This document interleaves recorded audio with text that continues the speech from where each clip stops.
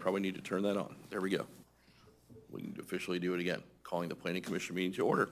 6 o'clock. Okay, please call the roll.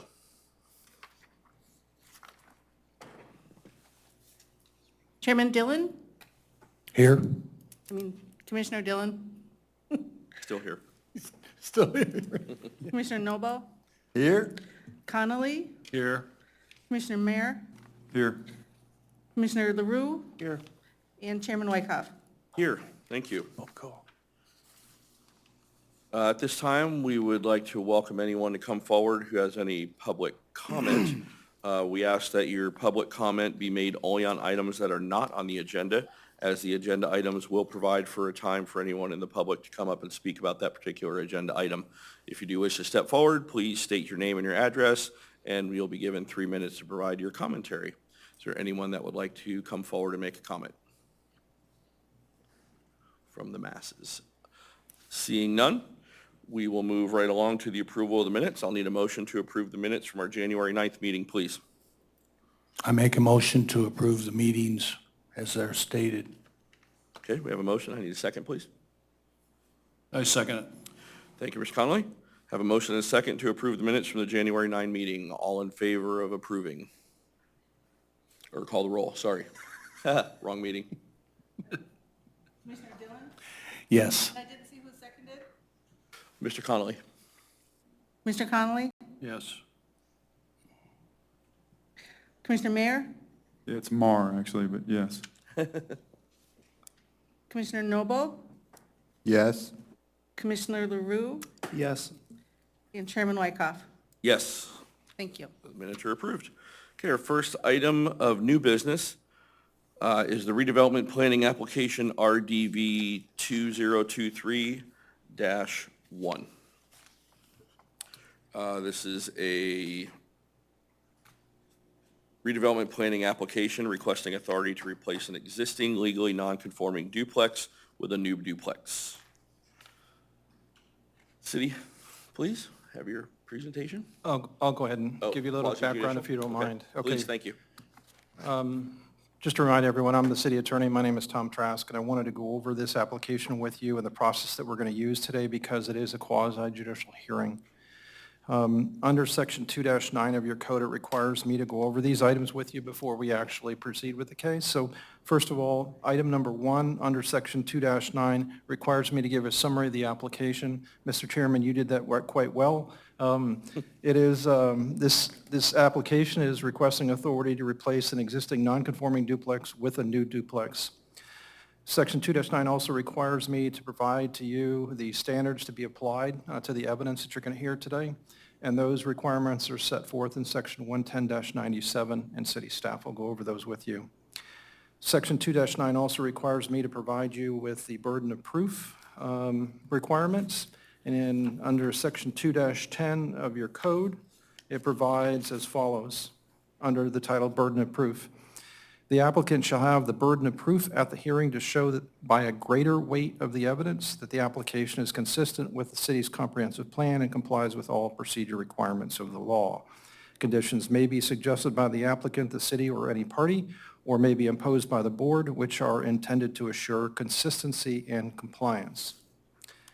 Section 2-9 also requires me to identify the parties that you're going to hear from today. Obviously, it's the applicant, Mr. Michael Kamenoff. I apologize if I didn't pronounce that correctly. Property is owned by 321 Bogasiega LLC.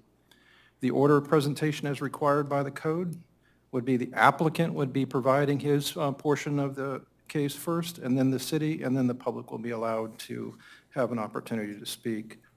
I'm going to go ahead and read the quasi-judicial procedures that we're going to follow today. It's just a couple of paragraphs long.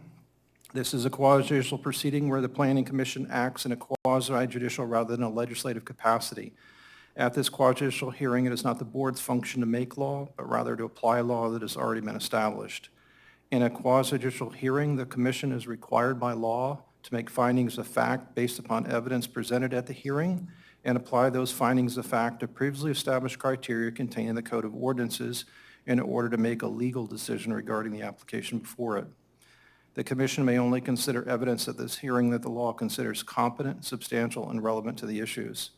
If the competent, substantial, and relevant evidence at the hearing demonstrates the applicant has met the criteria established in the Code of Ordinances, then the commission is required by law to find in favor of the applicant.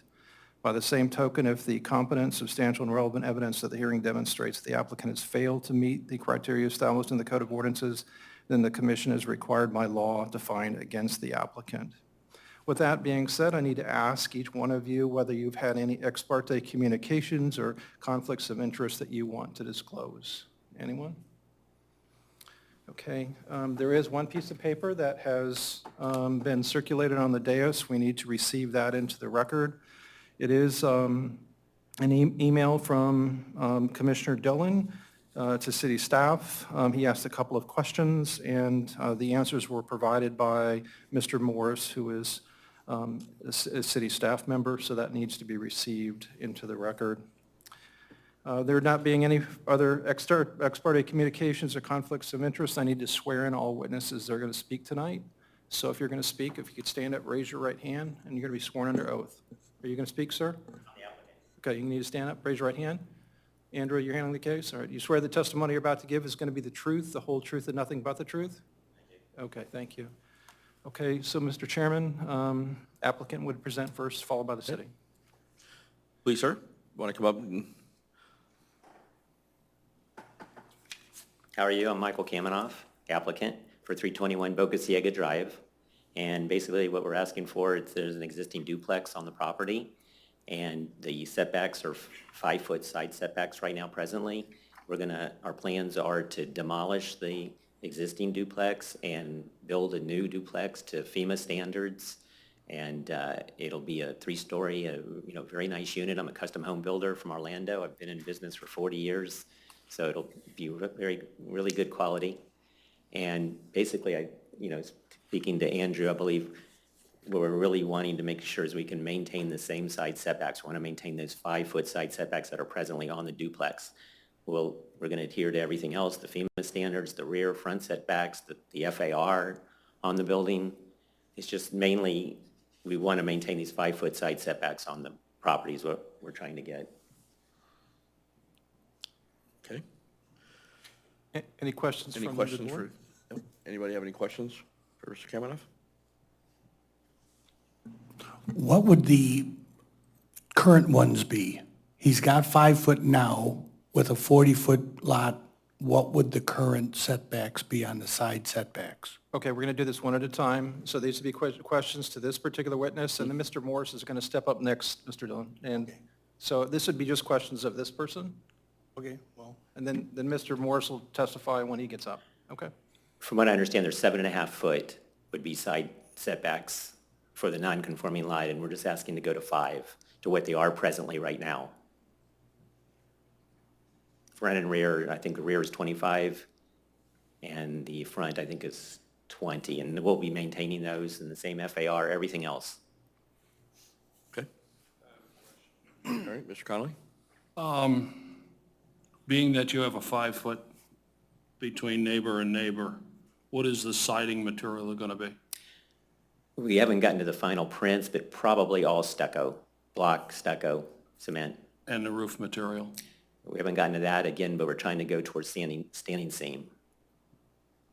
Can I hold you to that? Because that determines a lot It does determine, because of the fire. right, well, we haven't decided, it won't be shingle, let's put it that way.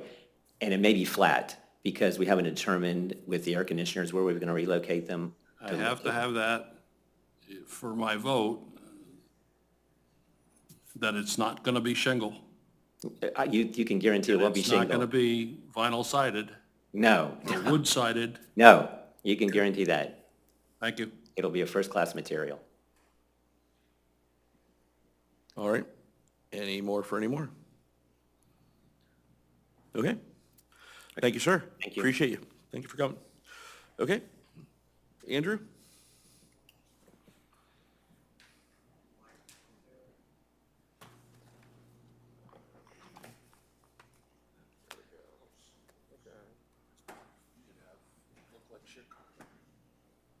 Pulling up my staff report so I can give some background info on the, on redevelopment planning application, RDV 2023-001. There's a legally non-conforming duplex located at 321 Boca Ciega Drive. The existing duplex was built in 1959, and the reason why they're applying for redevelopment is, so in the R2 zoning district, normally with our current zoning code, duplex requires a 6,000 square foot lot, but with the redevelopment, you're allowed to build back on to exist, so the current lot that's on is a 4,000 square foot lot. Duplex may be built back to the same density through approval of a redevelopment plan, section 110-97. The redevelopment planning process as outlined in the Madeira Beach Code of Ordinances needs to be approved before the demolition of the existing structure. The redevelopment plan is heard at the local planning agency and the Board of Commissioners. The Board of Commissioners can approve with conditions, deny, or change a redevelopment plan. The redevelopment planning process allows for a duplex on non-conforming lots to be rebuilt to existing density if the new structure complies with the required front setback, height, and parking requirements and floodplain regulations effective at the time of the building permit application. An approved redevelopment plan allows for the new structure to be built within the existing side and rear setbacks. The applicant included conceptual plans of the proposed duplex. The proposed duplex meets the required front and rear setback in the R2 zoning district and retains the existing 5-foot side setbacks as the existing duplex has shown on the survey and the materials included.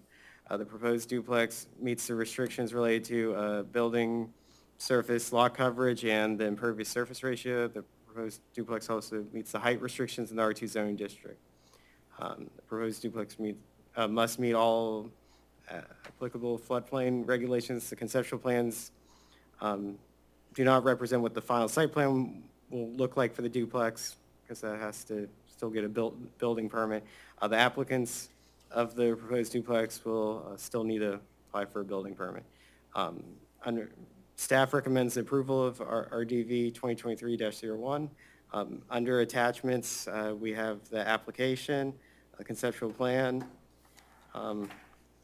and property appraiser information showing it is a duplex, and the 300-foot public notice mailing and posting that was sent out to properties within 300 feet using the property appraiser's radius search tool. Okay. You want this report to be received into evidence, Mr. Morris? Yes, sir. Okay. Okay, do we have any questions for Mr. Morris?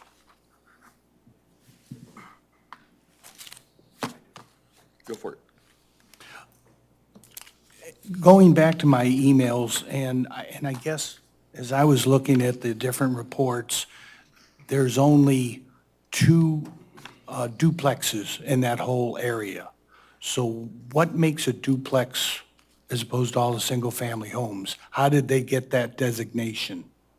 It was built in the, well, as shown, 1959, and that predates when the creation of the R2 zoning district.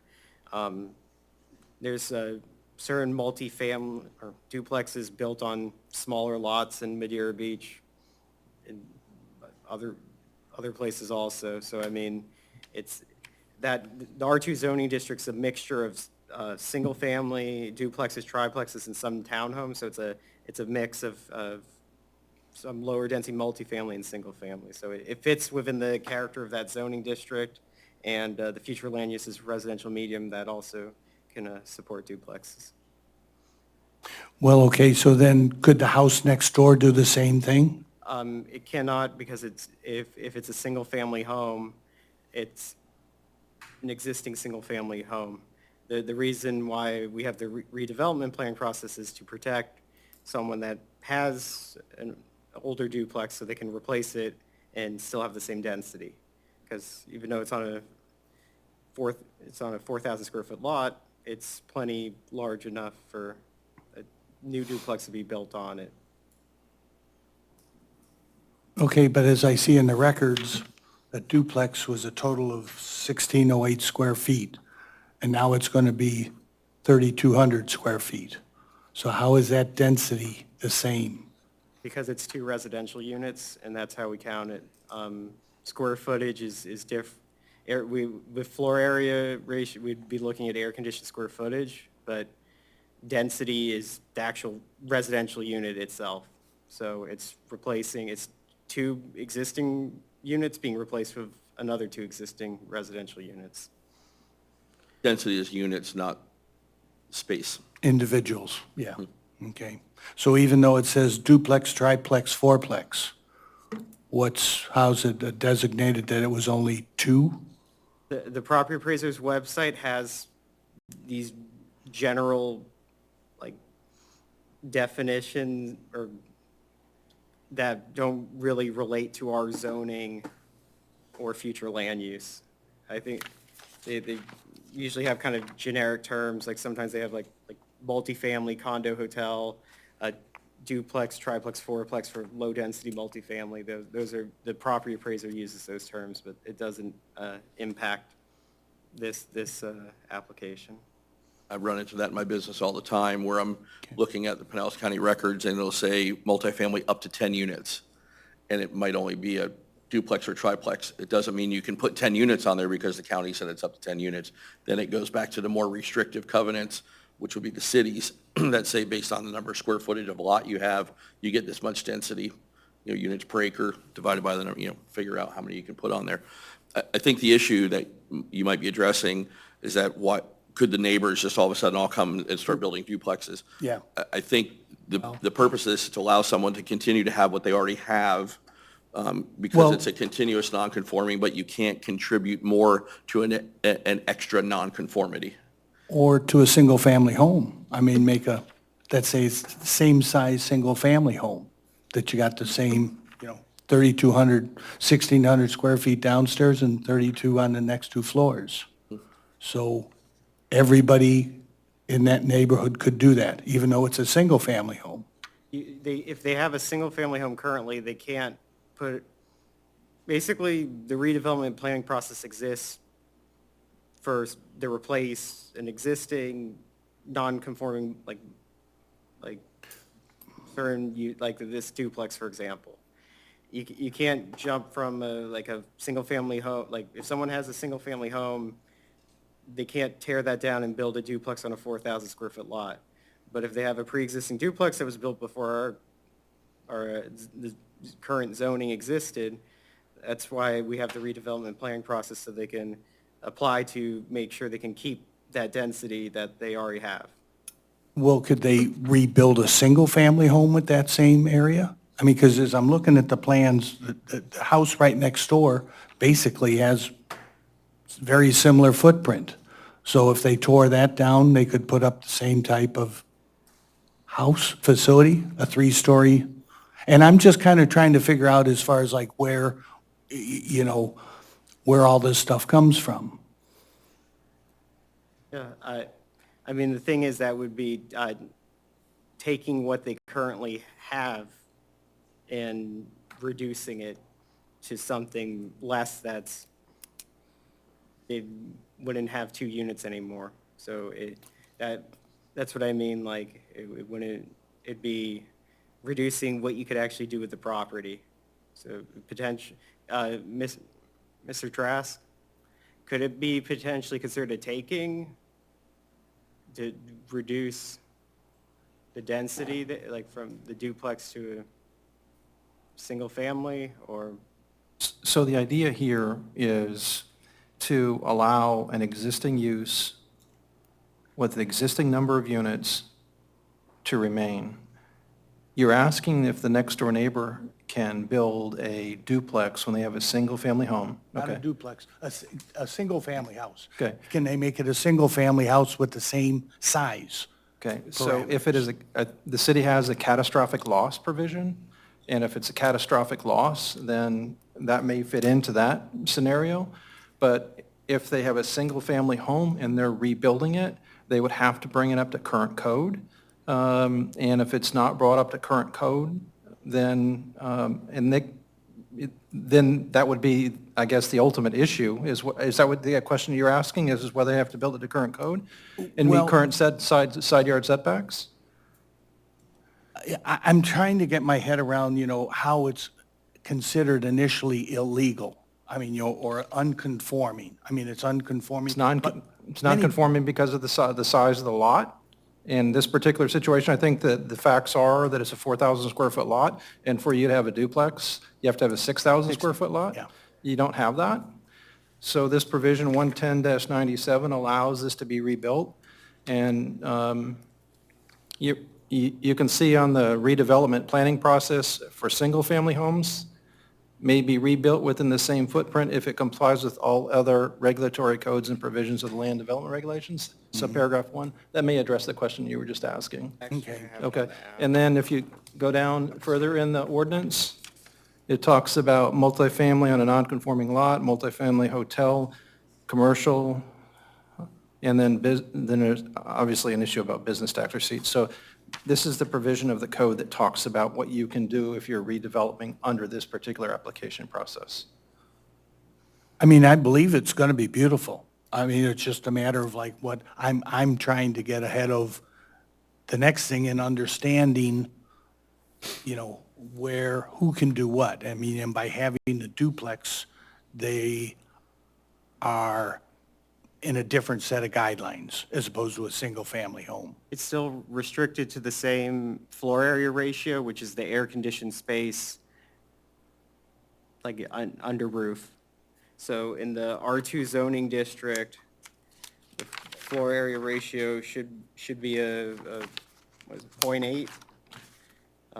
So anything residential related, whether it's a duplex, single-family home, triplex, whatever, it has to meet that floor area ratio. So the only thing we're varying from is the fact that it is a non-conforming sized lot. All other codes are being adhered to. Correct. And because of that size, we're allowed to have it within the same footprint based on section 110, I forgot the dash number, 110-97, the redevelopment code, because our ordinances were put in place after the homes were built. So you laid a blanket over the whole thing, and now I imagine it could be construed as a taking at some point if you were to demote them from being able to put a duplex to a single family because it was there by all intents and purposes. But, and what I don't want to do is get caught up in what can the neighbor do and what can the next guy do, because we need to compartmentalize this into what the applicant is trying to do. And it's not a precedent-setting thing, I don't believe. It's just a compartmentalized, what can this applicant owner do with that particular piece of property? And in my opinion, if it complies to all the other ordinances, and we're good, it's favorable in my opinion, but that remains to be seen for the rest of us. But anyway, Mr. Trask, do you have any other thing to add clarity No, to the I situation? think you've covered it. I hopefully answered Mr. Dillon's question relative to single-family home. If there are no other questions of Mr. Morris, then the applicant would have the opportunity to make a closing, and then Mr. Morris, if he wanted to, then it would be back for the board for its decision. Okay. Yeah. You have anything to add, Mr. Kaminoff? Sorry. Well, I was just Question gonna, for Andrew. I was gonna ask, you said the neighbor couldn't build a duplex, but that's because you know that his lot's not big enough. If it was 6,000 square foot, the neighbor would be able to build a duplex from a single family. Is that correct? That is true, I think correct. Mr. Trask answered that. Okay, because we just know that that's a small lot as well. Thank you. Yep. Any more for the city? I have one. Okay. One last question for you. I'm looking at a picture of your neighborhood, and I see two boats, one in the canal that is over on its side, looks like a sailboat, and possibly a 14 or 16-foot, also with water in it. Is that present today? Sir, need to come to the podium, please, so we can hear you. We just recently purchased the property, but from what I understand, the one has been pulled out, and I think there's one that's still in the water that we've got to get out of the water. The sailboat a is time gone. I limit can on this? verify that. Pardon me? The sailboat is gone, I can The verify that. sailboat I is watched gone. them pull it Right. out, yes. Oh, you did? Yeah. Okay. At low tide, I've noticed something else up by the seawall, and we're going to be taking that out as well. Can we put in 30 days that this is going to be removed? Is that within our purview? So that's a code enforcement action, and so I would not include that as a condition. It has nothing to do with the actual application. But the city is well aware of, there is a code enforcement action pending. Oh, We've already addressed that before the special magistrate, so the city is well aware of both those boats. thank you. So, okay. Yeah, and one's been pulled. Mr. Cameron, if you have anything else in closing that you'd like to, okay, appreciate it. Thank you. Thank you. Anyone from the public who would like to make a comment at this time? Seeing none? Perfect. I always forget that I remembered it this time. So, yeah, finally, you don't have to throw anything at me. Okay, any discussion among our board members or a motion? And Mr. Trask, in the event of making a motion, do we need to include any specific language in our motion? No, it would just be, you can either move staff's recommendation, that would be an easy way to do it, or just mention the application number itself and whether it is approved or denied. Perfect. Nothing else. Okay. Thank you. Any other discussion, folks? I don't know that we can do that either. I don't think we have say on building materials. This is a conceptual deal on being able to, my opinion, I don't know. Mr. Trask or Mr. Morris can probably answer that better. I would stay away from that. Yeah, probably not a good idea. I mean, there are other codes that are involved, and not being a fire expert myself, I wouldn't feel comfortable weighing in on that topic. I mean, it'll have to meet all the required codes in the Madeira Beach Code of Ordinances and Florida Building Code and FEMA requirements. So if it meets those, then it's, then it meets them. Okay.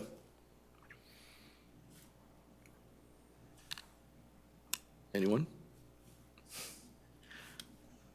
Where are my motion makers? I can't do it aloud.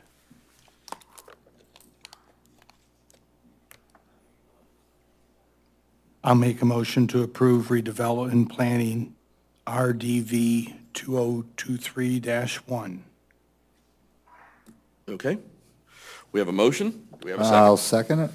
All right. We have a motion and a second to approve redevelopment planning application RDV 2023-01 as presented. Please call the roll. Commissioner Connolly, Yes. Commissioner Marr, Yes. Commissioner Noble, Yes. Commissioner LaRue, Yes. Chairman Wyckoff. Yes. I have Yes. a yes also. Figured that out. All right, the application's been approved. Thank you. Okay, on to our next item of new business. Ordinance 2023-15, Comprehensive Plan Activity Center definition. I will look to our city at this point. Thank you. Thank you, Jenny.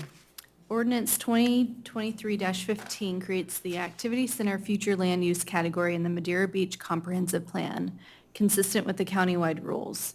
No specific property or location is associated with this text change. The amendment adds a category of use to the community that the community can choose when updating its plan and map.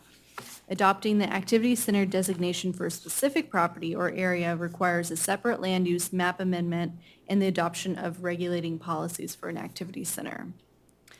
Ordinance 2023-15 is a rewrite of Ordinance 2022-03 with minor changes. These changes includes changing the Pinellas Planning Council to Fort Pinellas and countywide plan rules to the countywide rules.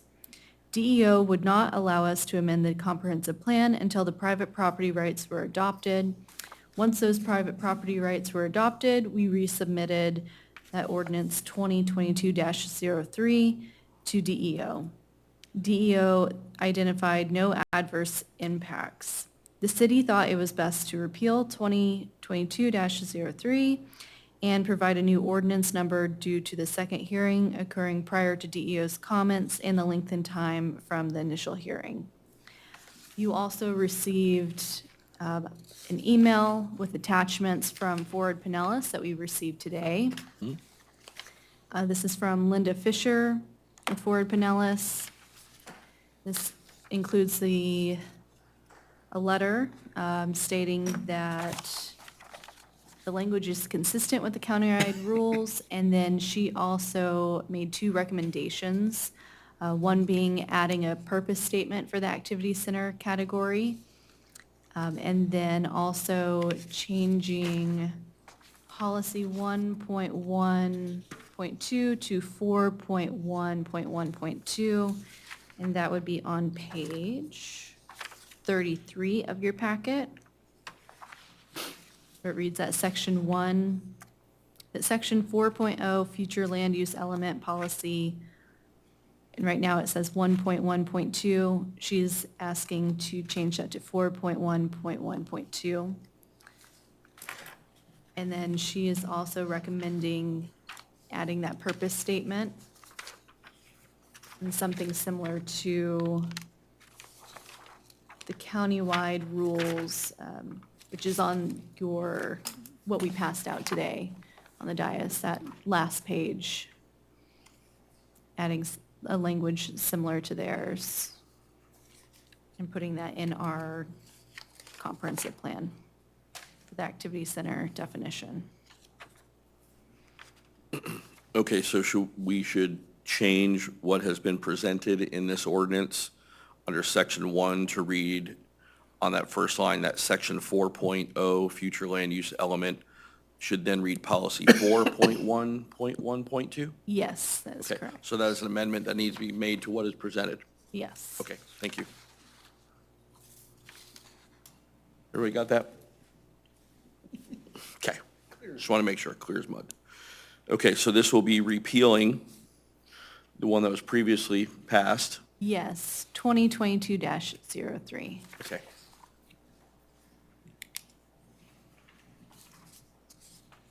All right. Anyone from the public that wants to speak? Since nobody's here, I'm going to assume that's no. Anyone have any questions for Jenny? Where were the changes? I mean, normally I can see them on there, but where were the actual changes? Was This that in the is- first paragraph that's underlined? This is creating a new section, a new definition, so we're not removing any sections in the comprehensive plan. We're adding this will be completely new. Okay. And then this is a comprehensive plan for the whole entire city. Yes. So if you look at the old ordinance that will be repealed, it is on page 42 of your packet. You get a better idea of where it's going and what it looks like. Now, if you remember Jerry Murphy, he made amendments to the comprehensive plan. So this section looks a little different, and that's one of the main reasons why we didn't include it in that 2023-15, because that's currently going to DEO, and so we're not sure if we'll have to change anything from there. We didn't want to bring that back to second reading BOC, and then 2023-15 doesn't have like the same changes, so the timing's a little strange, so we just kept it cleaner in that 2023-15. But if you look at page 42 in your packet, you can see what was amended before. This is all the future land use in the comprehensive plan, and then on page 44 is where this new definition will go. It's right after the plan redevelopment mixed use. So the underlined on 44 is what was added. Correct. Yes. And this is what we approved, and then the Board of Commissioners approved it and sent it to. Yes, and then And then DEO said that we had Makes to their do our comments. private property rights elements, so we did that. And then DEO reviewed it, and, let's see. DEO reviewed it, and their review is also in this packet. Let's see.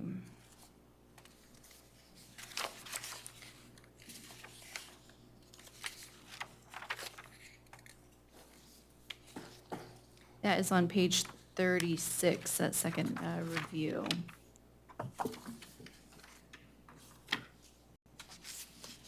So we're rewriting it.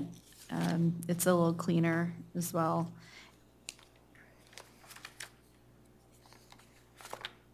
It's very similar to that 2022-03.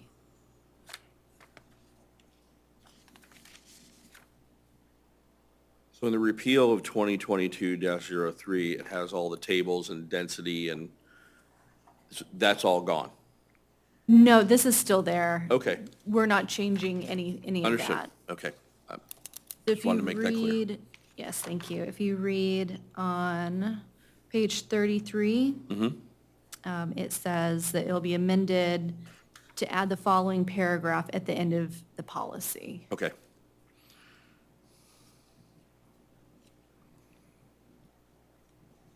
Which is the same. And this is to as keep us in compliance with 2022. Pinellas County Yes, and to allow them the right of review yes. of any proposed land use changes within the activity center. And then we'll have that category of activity center. So if there's land that is proposed to change to the activity center category, then we have that category Okay, in our comprehensive plan. okay. Excellent. Yeah, it's all coming, Yes. it's all coming together. Exactly. It's all coming together. So I think that clarifies, for some people that were having some concerns on whether the county was okay with this. I think now we're seeing that the county is in fact okay with that. Yes. And they're going to have some oversight in the matter going forward as well. So that should quell some fears on some folks that have been out there that are wondering what's really going to happen. So, anybody have any more questions?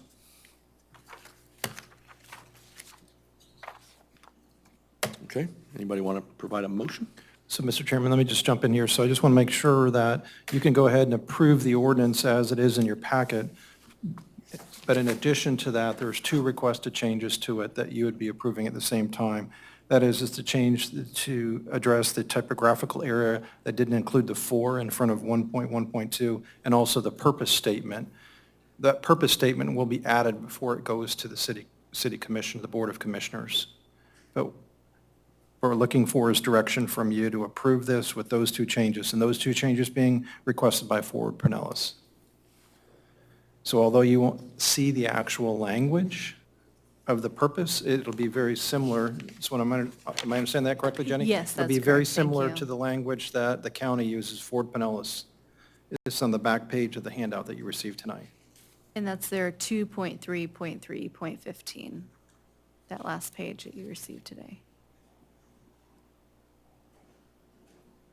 Okay, so a motion would include, if it were to approve, would be as presented with the following changes. A change to section 1 to add a correction to typographical error, to add a 4 in front of the 1.1.2, as well as to add a purpose statement as directed by Pinellas County. Yes, sir. Thank you. Shame you can't do that. I'm trying to help you guys. Okay, I make a motion to accept, Approve. where is it? Ordinance 2023-15 Comprehensive Plan Activity Center definition with the additional changes of changing the policy 1.1.2 to 4.1.1.2, and then adding the purpose statement for the activity center, similar to what's in the planned redevelopment. Sounds like it works. So we have a motion to approve 2023-15 with those two changes. Just need a second. I'll second it. That's the easy part. Thanks, Mr. Noble. All right, we have a motion and a second. If you would please call the roll.